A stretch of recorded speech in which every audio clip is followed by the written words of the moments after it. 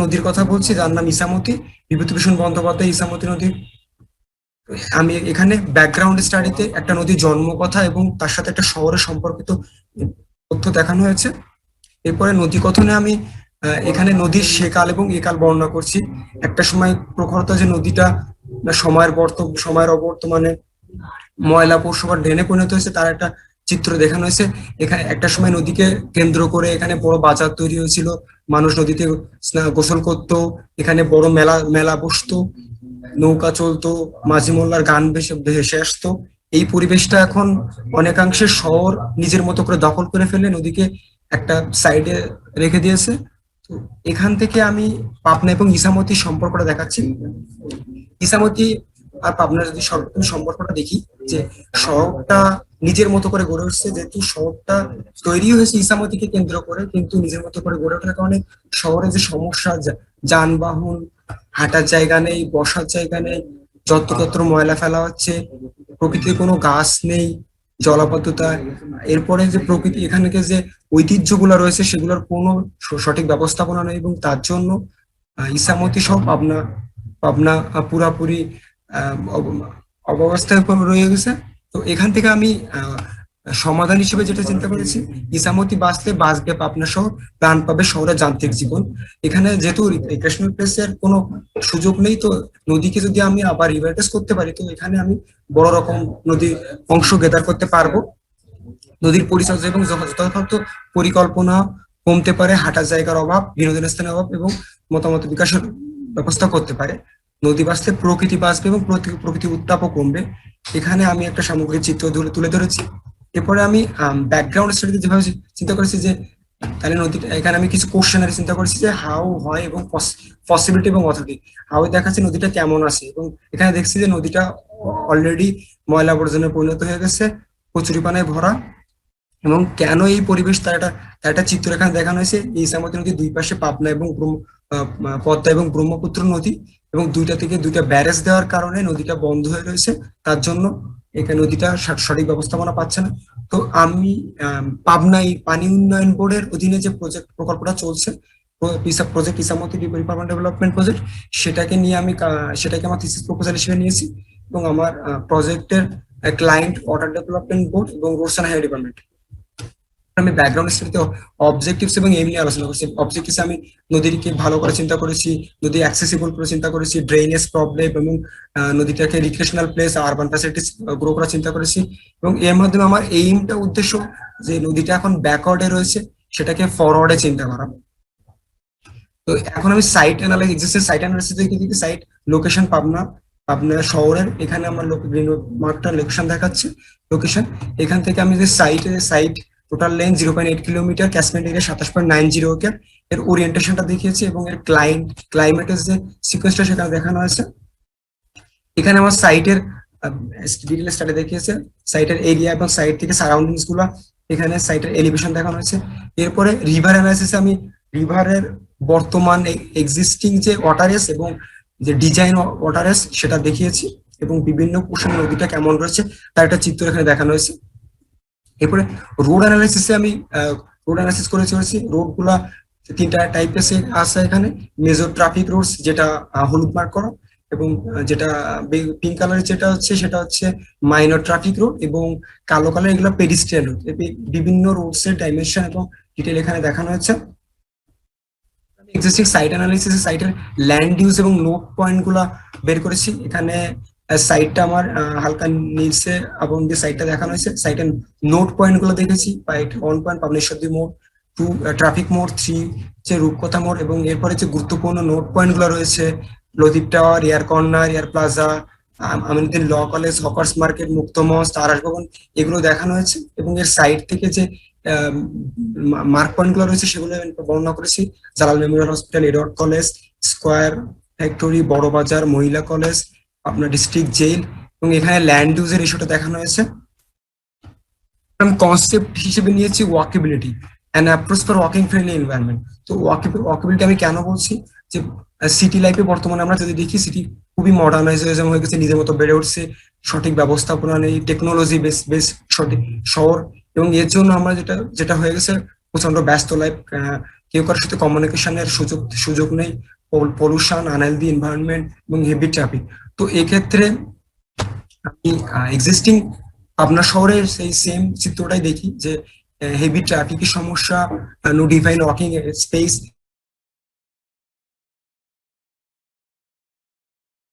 হাঁটার শহর পরিণত করবো। তো হাঁটার শহরটাকে যদি ডিজাইন করতে চাই, তো আমি চিন্তা করতে পারি যে আমার হাঁটার অ্যাক্সেসিবিলিটি, আমাকে pedestrian accessibility, good infrastructure accessibility এবং গ্রিন অ্যাক্সেসিবিলিটি রাখতে হবে। তো এখানে কনসেপচুয়াল কয়েকটি দুটো ইমেজ আছে যেখানে গ্রিন অ্যাক্টিভিটিস হাঁটার সাথে সম্পর্কিত, যেখানে যে মানুষ গ্রিনে কাজ করছে, এরপরে এখানে খেলাধুলার ব্যবস্থা, গ্রিনে বসছে, এটা ব্যবস্থা রয়েছে। এটা আবার কনসেপ্ট। এখান থেকে আমি মাস্টার প্ল্যানে আসছি, যেটা মাস্টার প্ল্যানে আমি প্রথমে রোডস নেটওয়ার্ক দিয়ে মাস্টার প্ল্যানটা বন্ধ করছি, যেহেতু মাস্টার প্ল্যান আমার কাজ করছি ওয়াকেবল এনভায়রনমেন্ট নিয়ে।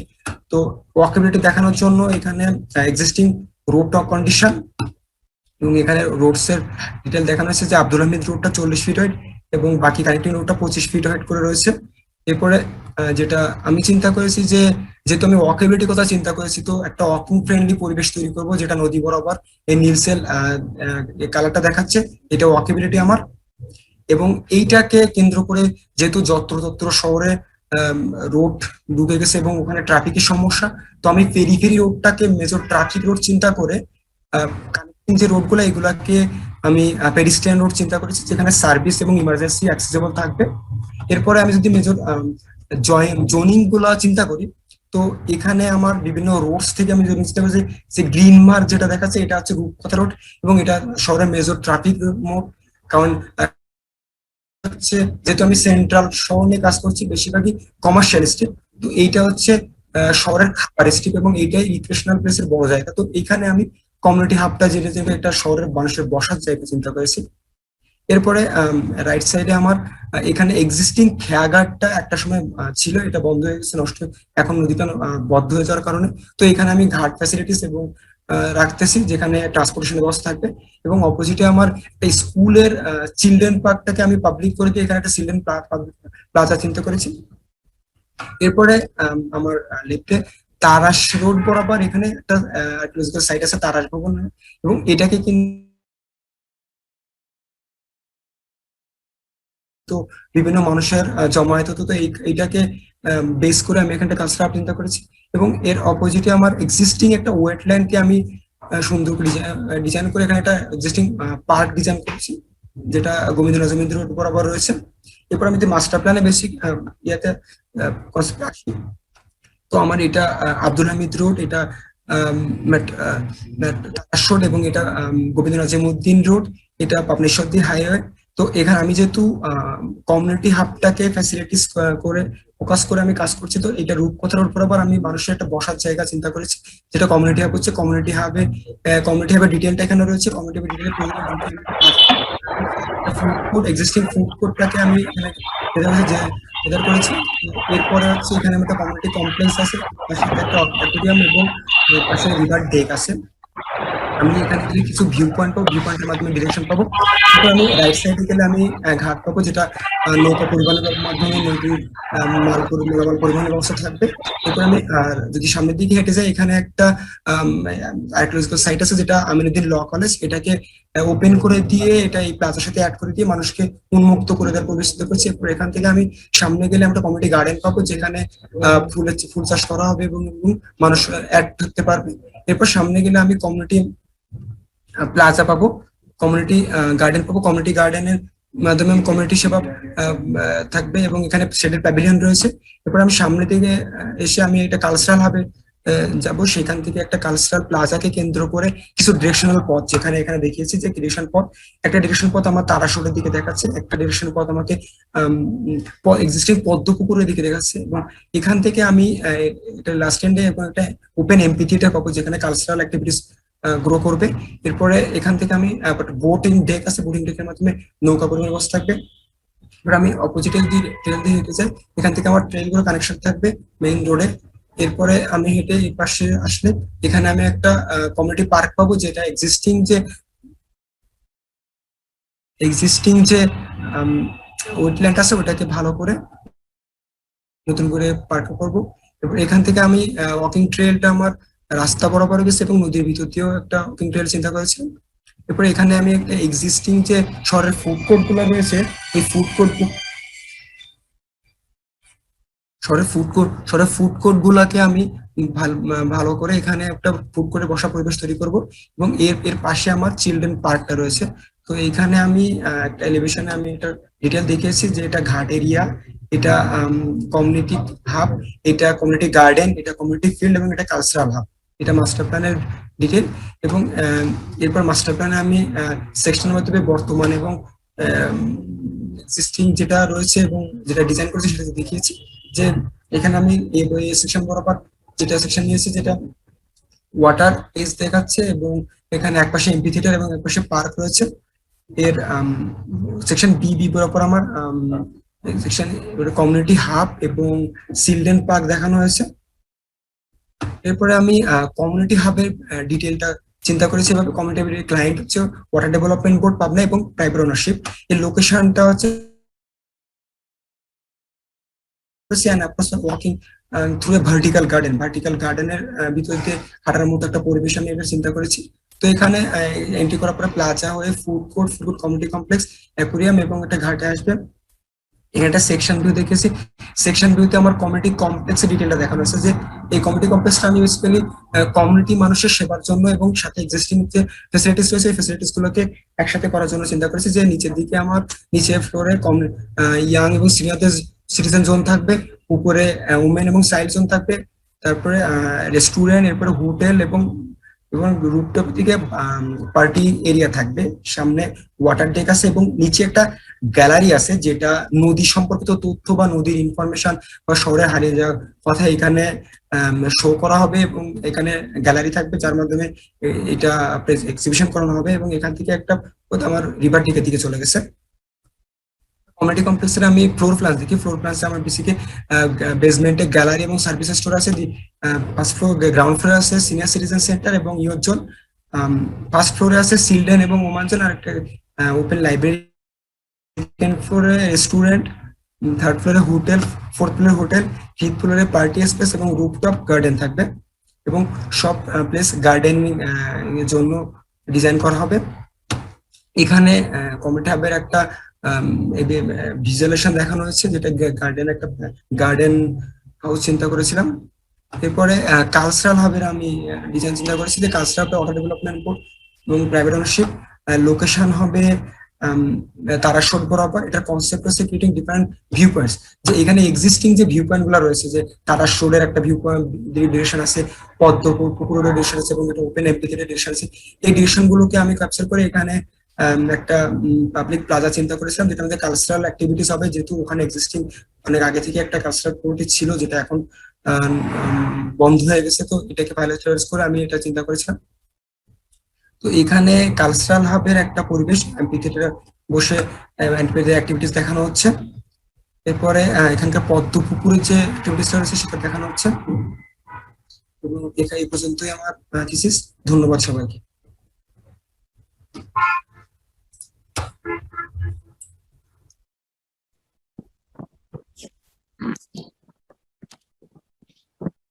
Thank you, Plavon.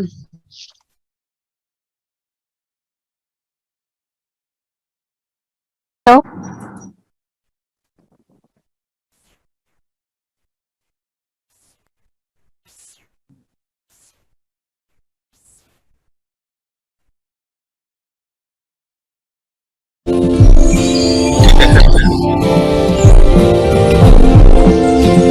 আসছে না তো প্লাবন, একটা স্ক্রিন দেখা যাচ্ছে।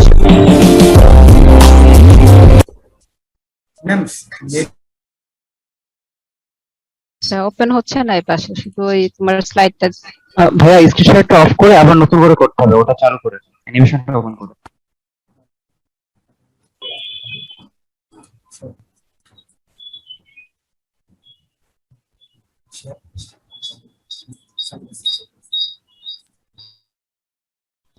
ঠিক আছে।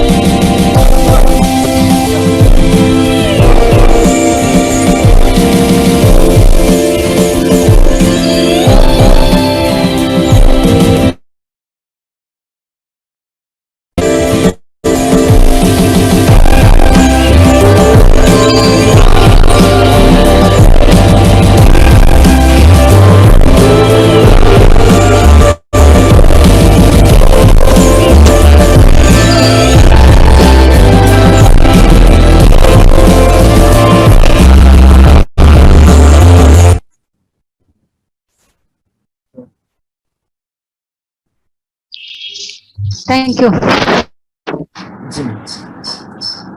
স্যার। বলেন, দিলু ভাই জয়েন করেছেন মনে হয়।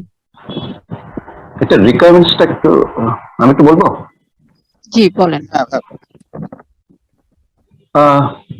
এটা বলছিল যে পানি উন্নয়ন বোর্ডের একটা বোধহয় প্রজেক্ট বা এই ধরনের কিছু। জি স্যার। আমি জানতে চাচ্ছি যে এই রিকোয়ারমেন্টসটা আপনি কোথায় পেলেন? এটা আপনি কিসের বেসিসে এই নদীটা যে কারণে বন্ধ হয়ে গেছে সেটা খুলবার কি কোনো সম্ভাবনা আছে? বা সেটা তো গভর্নমেন্ট যদি ইনভলভ হয় তাহলেই পর সম্ভব না। আমরা দুই সাইডে আমি যেটা বুঝলাম যে আপনি দুই পারে ওয়াকওয়ে দিয়ে ডেভেলপ করেছেন, কিছু ফ্যাসিলিটিস গুলি লিনিয়ারলি দিয়ে গিয়েছেন, ফাইন। সেই জমিগুলি কাদের অ্যাকচুয়ালি? এখন এগুলি কি সব খাস জমি নাকি জনগণ? নদীর পাড়ের জমি তো এত উন্মুক্ত থাকবার কথা না, সেটা আছে কিনা এবং সেটা আপনি কিভাবে এইটা ডেভেলপ যে করবেন, সেই জমিগুলি কাদের এবং সেটা কি আসলেই পাওয়ার সুযোগ আছে কিনা যার ভিত্তিতে আপনি এগুলি করেছেন। 2 নম্বর হলো যে আপনি বলছিলেন যে দুই দিকে দুটো ইয়ে আছে, বাঁধ বা কি আছে, হ্যাঁ, যেটা কারণে অ্যাকচুয়ালি এটা বন্ধ হয়ে গেছে, সেইটা কি উন্মুক্ত বা যদি খুলে না দেওয়া হয় বা সেটার ইয়েটা কি হবে, যে পানিটা কিভাবে আসবে, সেটা কি আপনি মানে জেনেছেন কিনা, যে সরকারের কোনো কর্মপন্থা আছে কিনা এর মধ্যে বা পরিকল্পনা আছে কিনা যে পানি কারণ আপনি পানি আসলে পর না হয় জমি যদি এরকম সরকারি খাস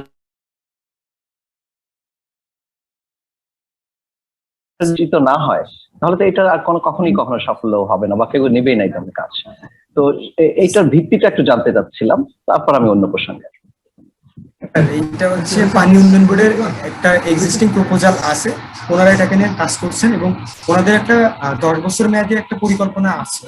তো ওই পরিকল্পনার অংশ হিসেবে ওনারা ফার্স্ট হিসেবে হচ্ছে জমিটা আইডেন্টিফাই করছেন, যে যতটুকু জমি অধিগ্রহণ করা হয়েছে ওইটা আইডেন্টিফাই করে ওইটাকে ঠিক করা হচ্ছে এবং এর পরের ফেসে ওনারা হাইড্রোলিক ফেস করবেন এবং হাইড্রোলিক ফেস করে নদীর যে জায়গাগুলো ব্যারেজ গুলো রয়েছে ওই ব্যারেজ গুলাকে সব উন্মুক্ত করে নদীটাকে আবার পদ্মা এবং ব্রহ্মপুত্রের সাথে কানেক্ট করা হবে এবং তার ফলে অবশ্যই এই প্রজেক্টটা সফল হওয়ার সম্ভাবনা আছে।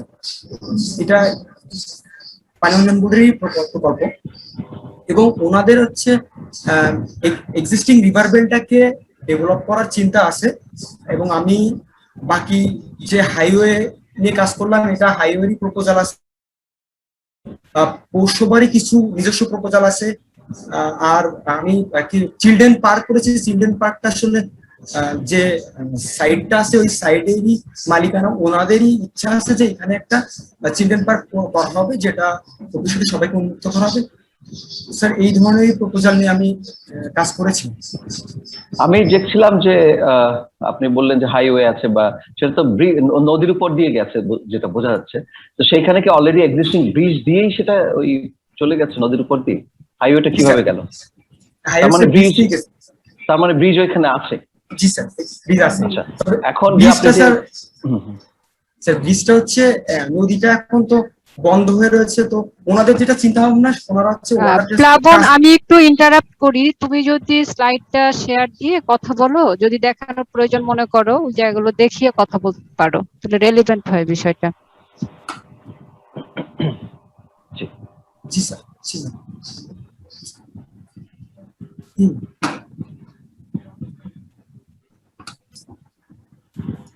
আমার সেই সম্পর্কে যদি ব্রিজটা থাকে তাহলে এটা তো একটা হাইওয়ে।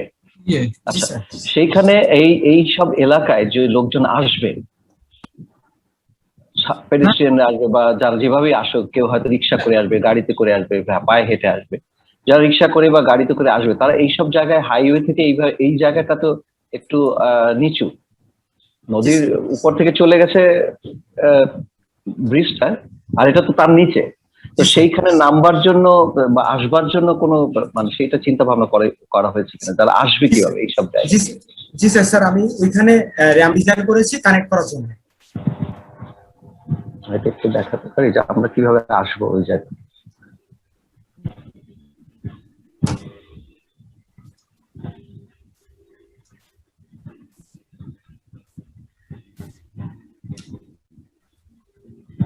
সরি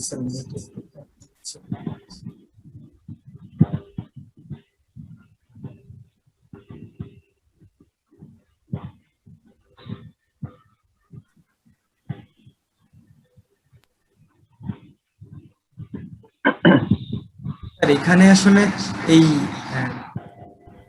এইখান থেকে স্যার কানেক্ট থাকবে।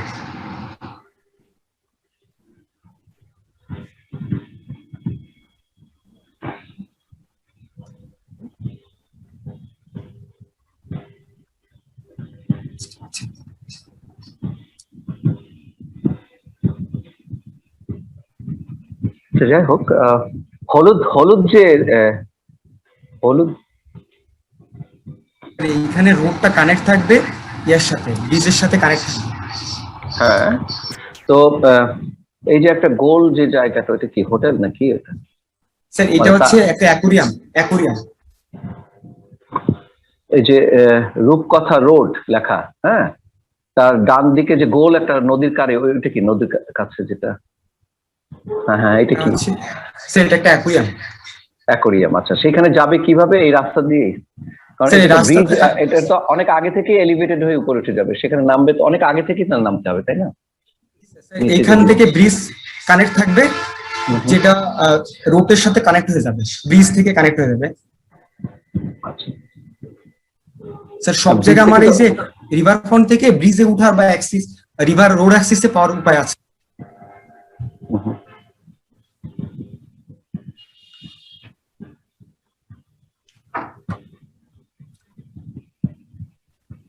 আচ্ছা, ঠিক আছে, বুঝতে পারছি।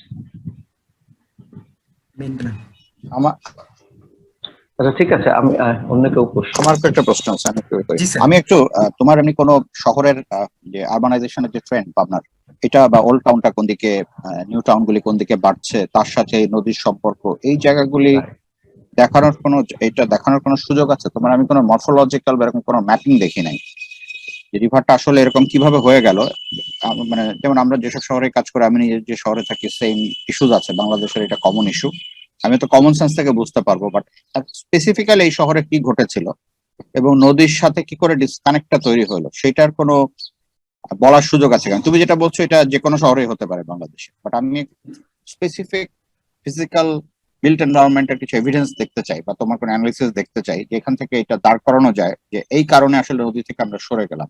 Is there anything like that যেটা তুমি দেখাতে পারো? আমি পাবনা, আর যেহেতু পাবনা প্রজেক্ট, কেউ একজন যদি পাবনাটা বুঝাতে পারে আমাদেরকে, যারা আমরা পাবনার বাইরের বা এটার এভরিডে কালচারাল ইস্যুস গুলো আমরা বুঝি না, শহরটাকে বুঝি না, তারা জি, যে কেউ একজন যদি spend 5 minutes to show us the city এবং হাউ ইট ওয়ার্কস, এবং তাহলে আমার মনে হয় এটা একটু ইজি হবে। তুমি আমার মনে হয় সেই রোলটা নিলে, যদি আমি তোমার কোনো ড্রয়িং দেখছিলাম, আমি ভাবছিলাম যে তুমি এটা দেখাবা, কারণ তুমি একটা আস্ত নদী নিয়ে কাজ করছো। টোটাল নদীটা কত লম্বা? স্যার এটা টোটাল নদীটা তো স্যার 48 কিলোমিটার। 48 কিলো। পাবনা শহরের ভিতরে অংশটা কতটুকু? পাবনা শহরের ভিতরে 5 কিলো। 5 কিলোমিটার। তাহলে অ্যাটলিস্ট ওই 5 কিলোমিটারেরও যদি আমরা হিস্ট্রি বুঝতাম, 5 কিলোমিটারের সাথে সম্পর্ক, বাকিগুলির সাথে সম্পর্ক কি, শহরটা কি নদী ধরে আগাচ্ছে নাকি নদীর সাথে পারপেন্ডিকুলার আগাচ্ছে, মানে কিভাবে আসলে, সেটা যদি বোঝাতে পারতে, এরকম কোনো সুযোগ আছে বোঝানোর আমাদেরকে? স্যার আমি প্রথমে একটা ম্যাপ দেখিয়েছিলাম। হ্যাঁ, দেখি একটু এখানে যাও তো, প্রেজেন্টেশনটা 14-15 মিনিটে করো তো, so maybe need to understand the city first, যে কিভাবে এটা কাজ করে। স্যার এইখানে একটা ম্যাপ আছে, যেটা হচ্ছে পাবনা শহরকে তৈরি হওয়ার যে গল্পটা, এটা নদীকে কেন্দ্রিক তৈরি হয়েছে। এটার একটা পেরিফেরি ম্যাপ এখানে, Okay. যেটা স্যার এটা গ্রোথটা নদী কেন্দ্রিক হয়েছে। So does that tissue that you are working on, does that cover this, মানে I mean particular বা older segment of the city, ওটা কি এর ভিতরে আছে তোমার যে অংশটা তুমি জি, কাজ স্যার। করছো, যে 1 কিলোমিটারে আছে? জি স্যার, ওল্ডা সিটিটা নিয়ে আমি কাজ করছি। আচ্ছা, তো এখন পরে যেটা 2020-এ দেখাচ্ছ, শহরটা কিভাবে বাড়ছে? মানে বাড়ছে তো মনে হয় কোন দিকে, এটা নিচের দিকটা কোন দিক? একটা প্যারালাল দেখতে পাচ্ছি নদীর ওই শহর পাশে, বাড়ছে স্যার, উপরের দিকে বাড়ছে। উপরের দিকে along the river বাড়ছে। জি স্যার, জি sir. That is I think that's a positive sign still, because majority শহর sort of shifted away from, তুমি যদি ঢাকার দিকেও দেখো, নদী ধরে বাড়ে নাই, মানে নদীতে বেড়েছে, নদীতে আটকে গিয়েছে সেই জন্য, কিন্তু খুলনা সরে গিয়েছে, ওয়েস্টের দিকে, ইন্ডিয়ার দিকে চলে গিয়েছে, মানে সাতক্ষীরার দিকে চলে গিয়েছে। তো তোমার শহরটা অ্যাটলিস্ট একটা ট্রেন্ড আছে যে বাড়ছে। তাহলে কোন জিনিসগুলি ইম্পর্টেন্ট ইন দিস গ্রোথ, কিভাবে বাড়ছে, কোন ধরনের ল্যান্ড ইউজ গুলি সিগনিফিকেন্ট, কোনগুলি problematic, whether have you done that mapping বা somehow analysis in any way? Problematic আমি যদি ল্যান্ড ইউজটা একটু বর্ণনা করি তাহলে আমি এটা হ্যাঁ, আমি একটা ল্যান্ড ইউজ ম্যাপ দেখিয়েছো, ওটা একটু মরফোলজিক্যালি দেখাতে পারলে ভালো হতো, মানে ডাইনামিক একটা ম্যাপ। এটা স্যার সরি স্যার করা হয়নি আর কি হুম, স্যার। এটা নিউজ ম্যাপটা আমি দেখেছিলাম যে আসলে আরবান গ্রোথটা কিভাবে কি হচ্ছে বা প্রভাবিত করছে সেটার একটা।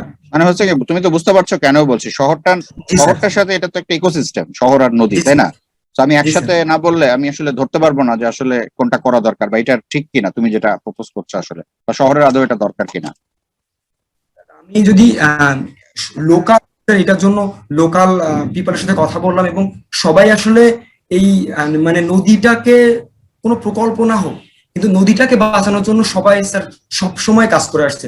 যে যে যে ফিল্ডে থাকে না কেন তখন থেকে আর কি এই নদীটাকে বাঁচানো এবং এখানে যদি একটু বসার মতো প্লেস হয় সেটা চিন্তা করছে এখন কি আছে এরকম কোনো এক্সিস্টিং, ধরো কিছুই নাই তবুও মানুষ একটু যায়, একটা বেঞ্চি পাতিয়েছে, মানে মানে সেরকম কোনো টেন্ডেন্সি দেখা গেছে তোমার? এরকম কোনো তুমি তো দেখাও নাই যে নদীর পাড়ে কিছু না, মানুষ কষ্টকর হলেও যাচ্ছে, কারণ রাস্তা কিন্তু যাচ্ছে নদীর দিকে।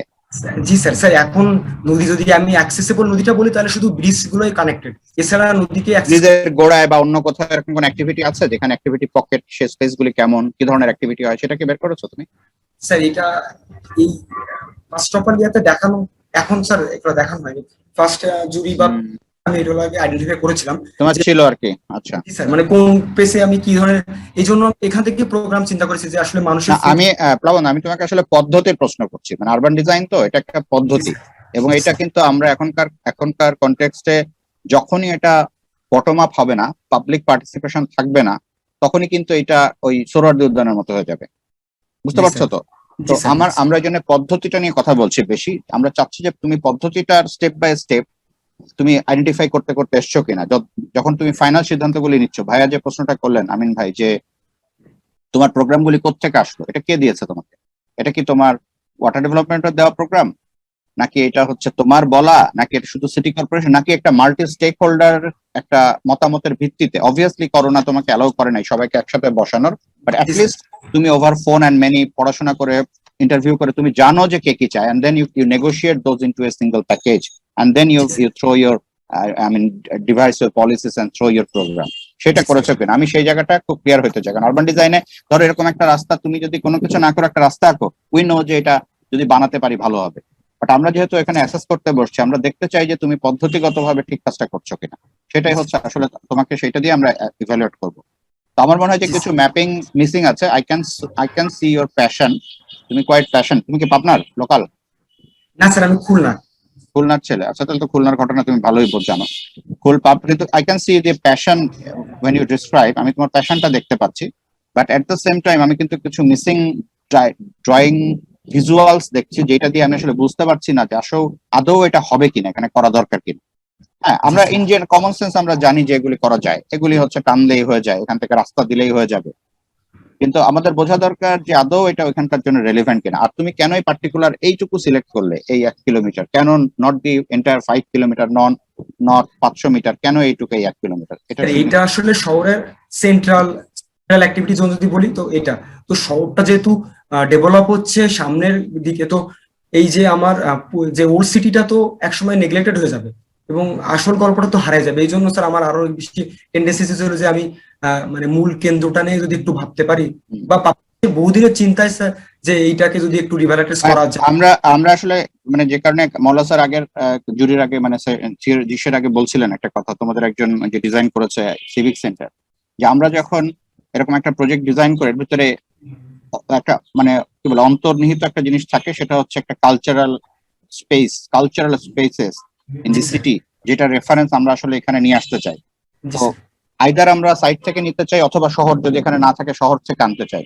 তো তোমার আমি এমন কোন সেকশন, এমন কোন টাইপোলজিক্যাল অ্যানালিসিস দেখলাম না যেটা থেকে আমরা আসলে এখানে যে স্পেস গুলি তুমি ক্রিয়েট করছো, অ্যাকুয়ারিয়াম বলছো, অ্যাম্ফিথিয়েটার দিচ্ছ, and then you are creating some spots, some buildings, এগুলি যে ওখানের জন্য রেলেভেন্ট, ওই কালচারের জন্য, ওই কনটেক্সটের জন্য, সেটা কিন্তু দেখা যায় না। তো সেই আমি কিন্তু আমার কাছে ওই গ্যাপগুলি, মেজর গ্যাপগুলি আমার কাছে ওখানে মনে হচ্ছে। ড্রয়িং, মরফোলজিক্যাল ম্যাপিং এ একটা গ্যাপ, পাবলিক পার্টিসিপেশন, স্টেক হোল্ডারদের যে অপিনিয়ন সেটার একটা gap, and then this drawings যেটা ভেরি আর্কিটেকচারাল, তাই না, সেটার কিন্তু আমি দেখতে পাচ্ছি না। সো এই that makes me a bit কি বলবো মানে আহ, কি বলা যায় মানে আমি সিনিক্যাল বলবো না, দ্যাট আমাকে আনকমফোর্টেবল করে দিচ্ছে যে এই ধরনের একটা প্রজেক্ট দেখতে হলে আমরা কিন্তু আরবান ডিজাইনের স্কেলে কাজ দেখতে হলে আমরা কিন্তু এগুলো আশা করি, এটা একটা খুব নর্মাল কিছু অ্যানালিসিস আছে যেটা আমরা চাই, যেটা পাই নাই আমরা। তারপরে হচ্ছে তোমার একটা ম্যাপে আমি দেখলাম, দেখো এখানে তোমার কিন্তু হিউজ ল্যান্ড ইউজ আছে নদীর পাড়ে, যেটা আমিন ভাই বলছিলাম যে তোমার দেখো রেড রেড গুলি হচ্ছে কি দেখাচ্ছিল কমার্শিয়াল কমার্শিয়াল আর রেসিডেন্সিয়াল। এখন তুমি যখন 900 ফিট একটা চাঙ্ক দেখাচ্ছিল যে আমরা এই চাঙ্কটা নিয়ে কাজ করব, তো এই চাঙ্কটা কেন নিলা জানি না, নেওয়ার পরে এবার এদের কি হবে যখন তুমি এদেরকে সরিয়ে দিচ্ছ, ওই যে নদীর পাড়ের অনেককে সরিয়ে দিচ্ছ কিন্তু, তাই না? তোমার যে নতুন ইন্টারভেনশন, এরা কোথায় যাবে, এটা কিভাবে ডিল করবা বা এটা Corporation কি অলরেডি ভাবছে? স্যার এটা অলরেডি এটা প্রসেসে রয়েছে, কোনো অবৈধ দখল কোনো ঠিকানা এবং পানি উন্নয়ন বোর্ড টোটালি কাজ করছে এটা নিয়ে। হুম, এখানে এদেরকে কি কোনো- করবে? স্যার এটা পুরোপুরি গভর্নমেন্টের সম্পত্তি, এটা আচ্ছা। প্রাইভেট হলে নিতে পারবে না। সো এটা নিয়ে টোটালি কাজ চলছে, অবসরণের কাজ। কিন্তু আমরা এরকম নদীর পাড়ের অনেক গভর্নমেন্ট প্রপার্টি জানি যে ডিসিরা যেগুলিকে লেখাপড়া করে পার্মানেন্টলি দিয়ে দিয়েছে, এবং এটা কখনোই আর সলভ হবে না। ডিসির অফিস থেকে মানে ভূমি অফিস থেকে দিয়ে দেওয়া হয়েছে। I know lot of properties in Khulna. জি, আমি স্যার। এখনই এরকম একটা প্রজেক্টে কাজ করছি খুলনাতে। জি, স্যার। যেখানেই যাই নদীর পাড়ে এমন এমন প্রপার্টি আমরা দেখতে পাচ্ছি, প্রাইভেট প্রপার্টি, যেটা কোনোভাবে প্রাইভেট হওয়ার কথা না। আমি কি বোঝাতে জি, পারছি? So G, sir. How do ensure, মানে আমি অফকোর্স এটা তোমার ডোমেইন না, কিন্তু এটা কিন্তু হচ্ছে। তো আমরা যখন গ্রসলি এরকম এঁকে ফেলবো যে এইটুকু আমরা নিয়ে নিব, এটা কিন্তু একটু জি, স্যার। মানে আর্মি লাইক। ধরো এটা তুমি আসলে বাংলাদেশে একমাত্র যখন ওই যে কি বলা যায় মার্শাল ল থাকবে, তখন একমাত্র you can do that. But in situation যেখানে পাবলিক তো তোমারই লোকজন, যারা ইনফর্মাল সেটেলমেন্ট থাকছে, গরিব মানুষ, কোথায় যাবে তারা? তাহলে ওটার কিন্তু একটা রিসেটেলমেন্টের ভাবনা ওখানে রাখতে হয়, কিভাবে জি, তাদেরকে রিসেটেল করবে এই সাইটেই বা বাইরের সাইটে, ঠিক আছে? এটা কিন্তু একটা খুব কমন জিনিস কিন্তু। এবং তোমার যেসব ফান্ডিং হবে, জি, গভর্নমেন্ট বা ডোনাররা কেউ তোমাকে ফান্ড করবে না কিন্তু, if you do not have those mechanism in your scheme, ঠিক আছে? তো এগুলি আমি বললাম যে এগুলি কিন্তু পদ্ধতিগত। আমার আরেকটা প্রশ্ন হচ্ছে বিএডব্লিউটি এখানে নাই, তাই না কোনোভাবেই? না স্যার, এটা বিআরএফ অন্তর্ভুক্ত না, এটা রোড সাইড। কারণ এখান থেকে কোনো নদী মানে এটা কোনো নেভিগেশন রুটের মধ্যে পড়ে না, এখানে না, নেভিগেশন স্যার। হয় না। জি, স্যার। তাহলে রোডস আছে। আর তুমি বলছো ওয়াটার ডেভেলপমেন্ট বোর্ড তো সম্ভবত এটা শুধু এক্সক্যাভেট করবে, শুধু, তাই না? ওয়াটার ডেভেলপমেন্ট শুধু এক্সক্যাভেট করবে, মানে স্যার, খুঁড়ে ফেলবে, তাই না? এক্সেপ্ট করবে এবং রিভারটা বাঁধানো হবে এবং রিভারের রিক্রিয়েশনাল ফ্যাসিলিটিসও ওনারাই গ্রো করবে। আচ্ছা, তো সর্ট অফ তাদের একটা ভাবনা আছে, তুমি সেখানে আসলে একটা ফুয়েল করছো bye bye learning other things I think. তো এখানে এখন তুমি যখন ডিজাইন করছো, ওখানে আরেকটা পদ্ধতিগত আমি মিসিং পাচ্ছি, সেটা হচ্ছে তুমি যে ডিজাইন স্কিমটা যখন দিচ্ছ তার আগে কিছু পলিসি বলতে হবে। সেই পলিসিটা তুমি কি করে জেনারেট করছো বা গাইডলাইন বলতে হবে। বাংলাদেশে কিন্তু রিভারফ্রন্ট ডেভেলপমেন্ট, আরবান ডিজাইনের, যেমন আমাদের বিল্ডিং এর বিএনবিসি আছে, বিভিন্ন রকমের লজ আছে, তোমার কোর্স আছে, কিন্তু আরবান ডিজাইনে কিন্তু কিছু নাই। প্ল্যানিং, আরবান ডিজাইনে কিন্তু প্ল্যানিং এর কিছু জিনিস বাইরের এটা মেনে চলে, আরবান ডিজাইনে কিন্তু কোনো গাইডলাইন নাই। তো তুমি যখন একটা শহরে কাজ করবা, তোমার কিছু গাইডলাইন বলতে হবে, ফিজিক্যাল এনভায়রনমেন্ট কেমন হবে, কি কি হবে, এবং সেটার একটা লিস্ট করতে হবে। তারপরে কিন্তু তোমার হচ্ছে তুমি যে প্রপোজিশন দিচ্ছ তার দু একটা তুমি ডিটেল আউট করে দেখাবে। তো আমি কিন্তু সেরকম কোনো গাইডলাইন আমি কি বুঝতে পারছি তোমাকে কিসের বেসিসে তুমি জি, স্যার। আমি বুঝতে পারছি, স্যার। বুঝতে পারছো তো? জি, স্যার।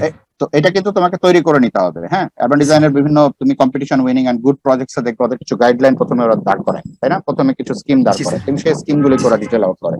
তো তুমি যদি আমি শুরুতে এগুলা করে শুরুতে মানে আমাদের দেখাতে হতো, শুরুতে হলো দু একটা স্লাইডে দেখাতে হতো যে আমরা এটা করেছি, মানে তুমি জি, যদি স্যার, এটা দেখাতে হতো তাহলে আমি বুঝতাম যে, কারণ আমি তোমাকে ইভ্যালুয়েট করবো তো, তাই না? এখন তো আমি দেখছি যেগুলি নাই, জি, তাই না? স্যার। তো আমি তো তোমার এটা- ইভ্যালুয়েশনে জি, আমাকে খারাপ নাম্বার দিতে হবে, কারণ আমি তো পাচ্ছি না জিনিসগুলি চেয়েও। জি, স্যার। বুঝতে পারছি? Despite sir. Your passion and everything, and I don't want to do that. সেজন্য আমি জানতে চাচ্ছি যে তুমি এটা বোঝো কিনা। আমার মনে হয় ইউ হ্যাভ, তোমার প্যাশনটা ভালো। কিছু জিনিস আমার মনে হয় পদ্ধতিগত আমি বললাম যে এগুলি জানতে হবে, কারণ আমি পাই নাই বলে আমি ধরিয়ে দিলাম। তো আমার ধারণা তুমি যদি প্র্যাকটিস করো, এটা একটা ইমার্জিং ফিল্ড কিন্তু বাংলাদেশে। আরবান ডিজাইন কিন্তু এখনো is not really A field, মানে কিন্তু এটা নিয়ে কিন্তু কাজ হচ্ছে, এবং তোমাদের জেনারেশনে কিন্তু প্রচুর কাজ হবে, মানে আমি আশা করি খুবই ভালো কাজ হবে। কারণ আমাদের পায়োনিয়ার যারা সিনিয়র আর্কিটেক্ট অনেকে এখন অ্যাক্টিভিস্ট, তারা এই কাজগুলি করেছেন, তারা একটা ক্রিটিসাইজ করছেন, সময় দিয়েছেন। তো এটা কিন্তু তোমাদের জন্য একটা ওয়ে তৈরি হচ্ছে। তো যখন করতে হবে, আমি মনে করি পদ্ধতিগতভাবে কোনো ফাঁকা রাখা যাবে না, তাহলে আমরা কিন্তু সেই ভুলই করবো যেটা আমাদের আগের লোকটা করে গিয়েছেন, বিকজ উই নো বেটার। আমাদের ভুল করার কিন্তু এখন সুযোগও নাই আমাদের ওয়ার্ল্ডে, ঠিক আছে? তা I think you'll be more careful and more elaborate from next time. Thank you very much. Thank you.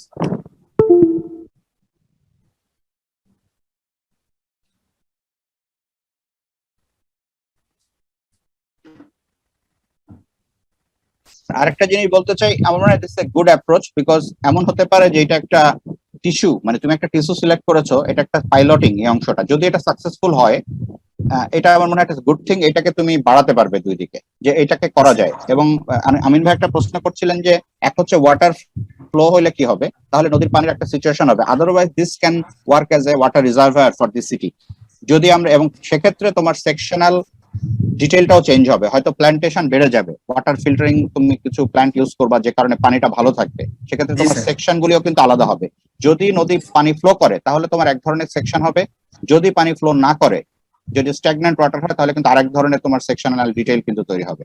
তো এটাও কিন্তু মাথায় রাখতে হবে যে তুমি কোন সিচুয়েশনটা, দুই সিনারিও ধরে নিয়ে আসলে কাজটা করবা, সিনারিও অল্টারনেটিভ সিনারিওতে তোমাকে কাজ করতে হবে। ঠিক আছে, এক্স্যাক্টলি। সো একটা আপনি একটা কথা বলছিলেন যে ওয়াটার ট্রান্সপোর্ট অথরিটি এখানে ইনভলভ কিনা। অ্যাকচুয়ালি নদী এক্সকাভেশনের বেলায় ওরা বেশি ইনভলভ, ওদের কাজ অ্যাকচুয়ালি। সমস্যা হচ্ছে যে অধিকাংশ ক্ষেত্রেই তাদেরকে আসলে আমাদের কোঅর্ডিনেশনটা নাই, তো বিভিন্ন লোক বিভিন্ন রকম প্রজেক্ট তৈরি করে তার কাজ করে সে চলে যায়।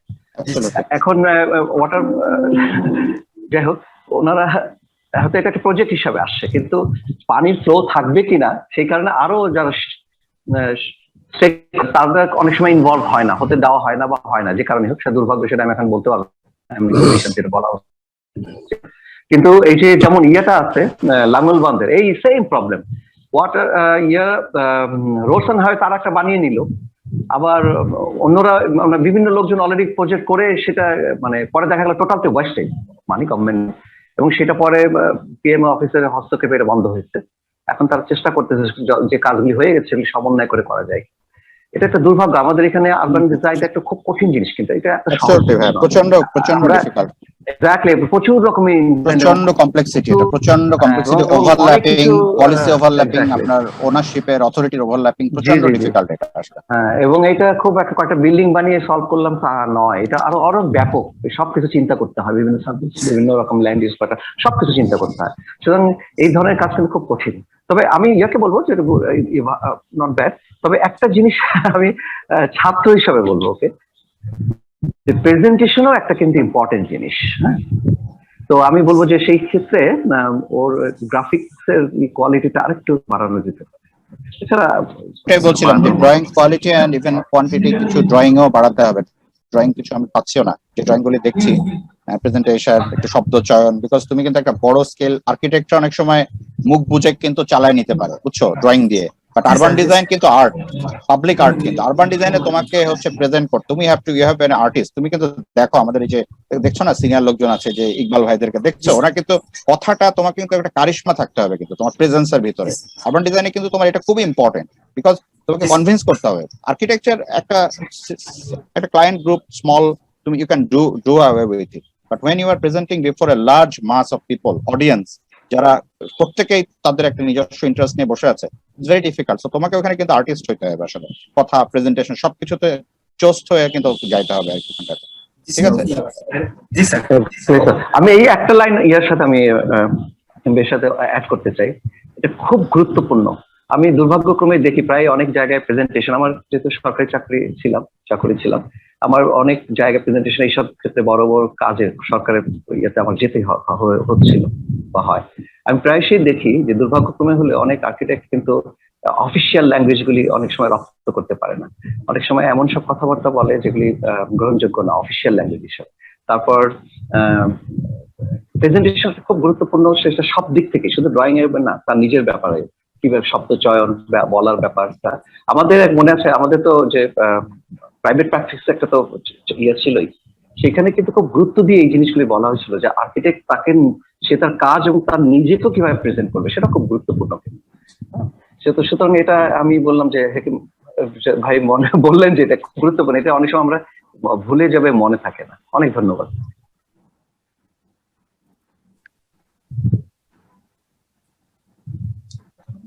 হাবিবুল্লাহ স্যার, আপনি তো ইসামতি বাঁচাও এই আন্দোলনের সাথে জড়িত, যদি কিছু বলেন ইসামতি সম্পর্কে।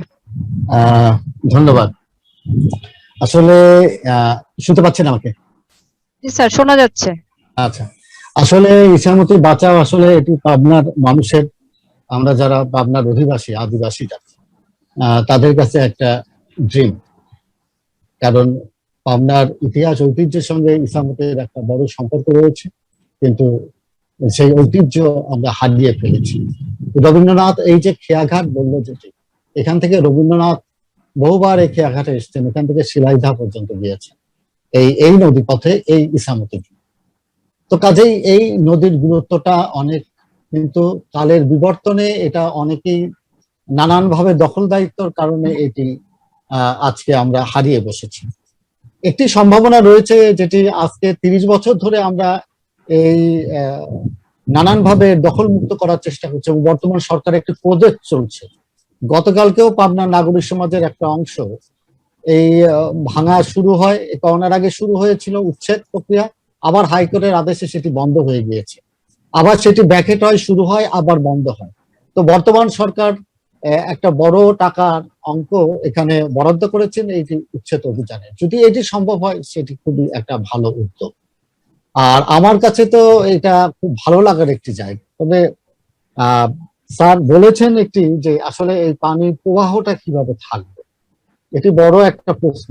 সেখানে বলতে পারি আমাদের রূপপুর পারমাণবিক বিদ্যুৎ কেন্দ্রে সেখানে পানির প্রবাহের একটি ব্যাপার কিন্তু রয়েছে। সুতরাং সরকারের অগ্রাধিকার ভিত্তিক যেসব প্রজেক্ট রয়েছে সেখানকার একটা পানির প্রবাহ কিন্তু এদিক দিয়ে রাখতেই হবে। সেই দিক দিয়ে হয়তো পানি পাওয়ার একটি ব্যবস্থা আছে এখানে, আর নৌ মন্ত্রণালয় বোধহয় কোনো না কোনো ভাবে এর সঙ্গে যুক্ত আছে আমার যতটুকু মনে হয়। কিন্তু কথা যেটি আমার কাছে বেশি করে যেটি মনে হয়েছে যে পরিমাণ ল্যান্ড ইউজের কথা বলা হয়েছে সেখানে এতটুকু আমরা জানি না প্লাবন সার্ভে করেছে কিনা, সরকারি যে জমি সেই জায়গাটিতে ও এতগুলো জায়গা পেয়েছে কিনা। উচ্ছেদের কথা পরে সরকার যদি প্রচেষ্টা গ্রহণ করে সেই উচ্ছেদটা হবে, কিন্তু যে স্থাপনাগুলোর কথাও চিন্তা করেছে সেই স্থাপনাগুলো সেইখানটায় হবে কিনা এইটা একটা জানবার একটি আমার একটা আগ্রহ ছিল। এইটা একটা ব্যাপার। আর একটা কথা বলি যে স্যার যেগুলো ব্রিজের কথা বলেছে, যেগুলো সেখানে আসলে নামবে কিভাবে, বর্তমান যে কয়েকটা ব্রিজ দেখানো হয়েছে আসলে এই প্রকল্প হলে ও যেভাবে ডিজাইন করেছে এই ব্রিজগুলো আসলে একটাও ঠিক আমার ব্যক্তিগত ধারণা, কারণ এগুলো অনেক নিচু। নৌ প্রবাহের জন্য ভিতরে যদি আমরা মানে নৌকাও চালাতে চাই বা যদি সেখানে তাহলে এখন যে ব্রিজের যে হাইট গুলো রয়েছে এগুলো হয়তো ঠিক নয়, সেখানে একটা পরিবর্তন আনতেই হবে। স্যার এখানে নেভিগেশন হাইটটা কভার করা আছে স্যার, একদম নেভিগেশন হাইটটা কভার করা আছে। হ্যাঁ, একটা জায়গায় দেখছি শুধুমাত্র একটা জায়গায়, সব ব্রিজগুলো স্যার এভাবে ডিজাইন করা সেকশন লাইন। আচ্ছা, তাহলে এটা খুবই মানে ভালো, এটা আমার হয়তো আমি ওভারলুক করে গেছিলাম, কিন্তু এটা ভালো। দ্বিতীয়ত আমার সবচেয়ে যেটি, আমাদের শহরটা এখন এই 2 কিলোমিটারের মধ্যে বা 1.5 কিলোমিটারের মধ্যে সীমাবদ্ধ হয়ে গিয়েছে। তো এখন ওর যে ডিজাইনটা হয়েছে সেখানে 1-1.5 কিলোমিটারের এই জায়গাটাতে আমার মনে হয়েছে যে শহর যে একটা যানজটের যে শহর, সেই শহরটাতে ওইভাবেই থেকে গেল, কিন্তু অর্থাৎ সারা শহরের লোক এখানে বিকেন্দ্রীকরণ হলো না, এইখানে এসেই জমায়েত হবে। আজকে থেকে আমার যেটা মনে হয়েছে যে বিগত 50 বছর পরেও, কারণ বর্তমানে লতিফ টাওয়ার একটা হলো নতুন একটা মার্কেট যেটা এখনো কাজ শেষ হয়নি, আমাদের মেইন রোডের পাশে 10 তলা একটা বড় আকারে সবচেয়ে বড় একটা মার্কেট সেটা হচ্ছে, সিটি সেন্টার একটা হচ্ছে।